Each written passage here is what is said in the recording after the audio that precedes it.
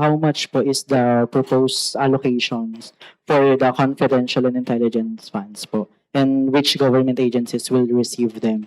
And has this amount increased po ba compared sa 2026 expenditure program? Thank you. Patungkol po sa ating confidential and intelligence funds, ang kabuuang confidential and intelligence fund na nakapaloob sa ating 2027 National Expenditure Program ay nagkakahalaga ng 10.773 billion pesos.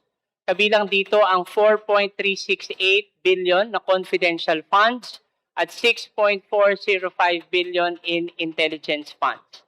We wish to note that this 10.773 billion pesos in combined confidential and intelligence funds is lower from the 2026 GAA level for confidential and intelligence funds of 11.818 billion or lower by 8.8%.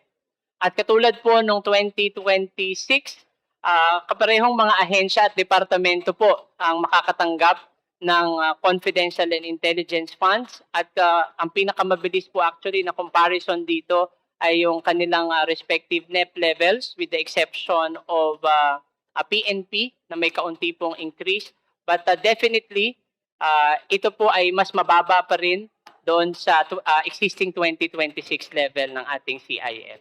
At tanging yung mga ahensya na legally authorized na magkaroon ng confidential and intelligence functions ang mayroong confidential and intelligence funds under the 2027 National Expenditure Program. And we wish to reiterate that the use of confidential and intelligence funds remains subject to existing budgeting, utilization, liquidation, and auditing rules to ensure accountability and that the funds are used solely for their intended purposes. Thank you.